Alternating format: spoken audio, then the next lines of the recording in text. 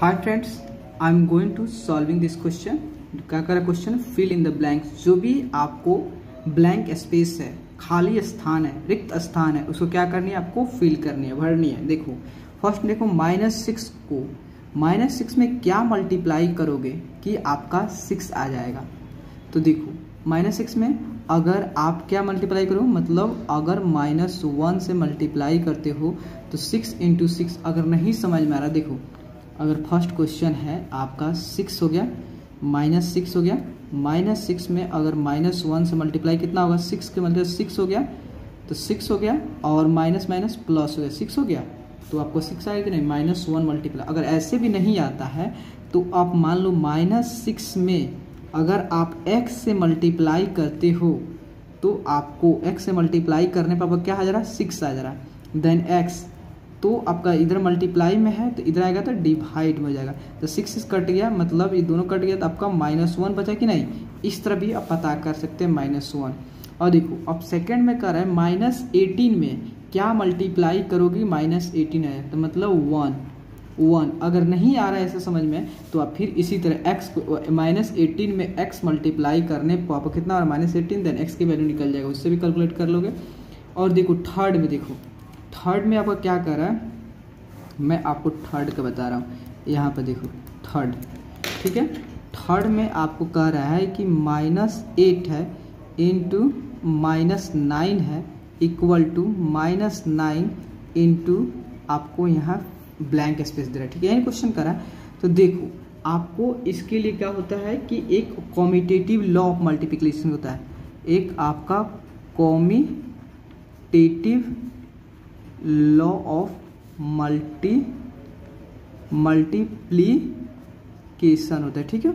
वो क्या कहता है कि a into B equal to B into A. इसका मतलब समझते हो, अगर आपका 2 हो गया, 2 × 4 मतलब 4 × 2, तो मैंने यही हो 4 दूनी 8 और 4 दूनी 8, मतलब अगर अरेंज कर देना है आपको, बस इतना ही अरेंज करना है। का मतलब a इंटू बी तो इक्वल होगा b इंटू ए। अगर 2 × 4 करो या 4 × 2 करो, दोनों में आपको 8 ही आने वाला, वही चीज़ कर रहा है। तो अगर आप मान लो -8 को a हो गया और -9 को b हो गया, तो -9 ये कितना है आपका b हो गया, तो यहाँ a होगा ना, according to commutative law of multiplication के अकॉर्डिंग। तो आपका यहाँ पे b हो गया, तो यहाँ a क्या है आपका -8, तो यहाँ पर आपका क्या होगा -8। उसी तरह देखो आप 4 में देखना, 4 में दिया है आपको, मान लो यहाँ मैं 4 वाला सॉल्व कर दे रहा हूँ। तो आपको 4 में दिया है 7 इंटू -3 इक्वल टू -3 इंटू ये फिल इन द ब्लैंक्स। अगर मान लो इसे आपका a हो गया, या आपका b हो गया, या आपका a हो गया, या आपका b हो गया, ठीक है, आपका यह b होगा और यह आपका a होगा, किसके अकॉर्डिंग, आपका कॉम्यूटेटिव लॉ ऑफ मल्टीप्लिकेशन के अकॉर्डिंग। तो आपका मान लो यहाँ a है, b है, तो b और a, तो a के वैल्यू कितना आपका 7 हो जाएगा, ठीक है।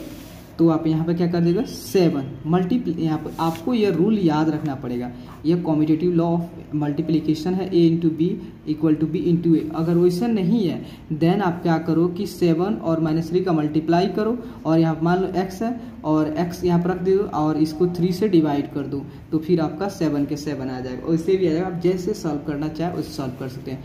और 5 नंबर में देखो, 5 नंबर में जो आपका एक होता है जो, तो कौन सा property, associative property, associative law of multiplication से सॉल्व होगा।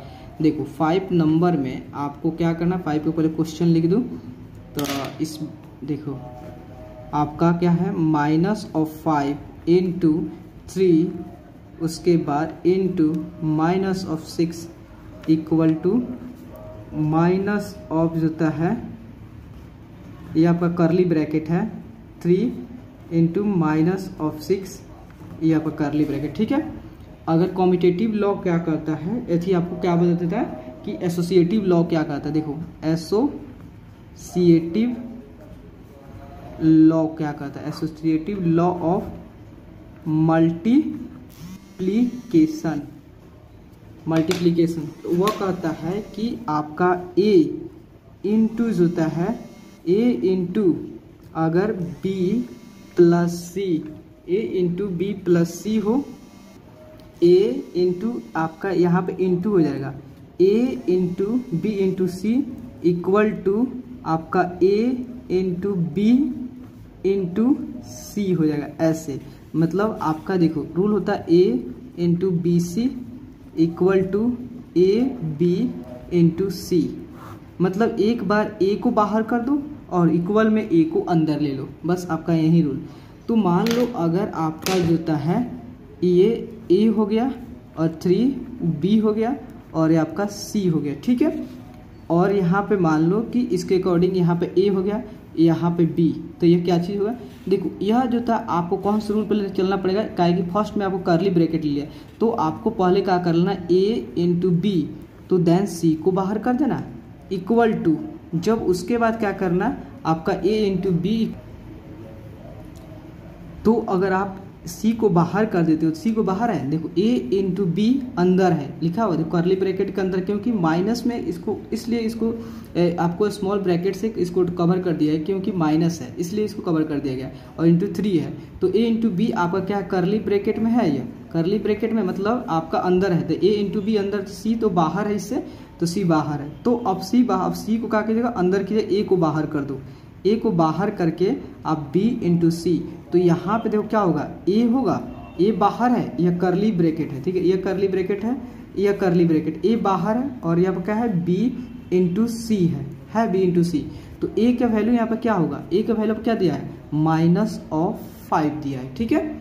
उसके बाद अब आपको देखो 6 में क्या -5 इंटू 0, अगर -5 में अगर 0 मल्टीप्लाई करने से अब कितना आएगा, देखो यहाँ पे जो होता है आपका यहाँ पे स्पेस था, यहाँ पे अगर -5 में 0 से मल्टीप्लाई करने पे क्या होता है 0 होता है। ये किसके अकॉर्डिंग होता है आपका जो होता है ये 0 प्रॉपर्टी के अकॉर्डिंग, 0 प्रॉपर्टी मैंने सॉल्व कर दिया, पहले सॉल्व हो गया होगा, ठीक है।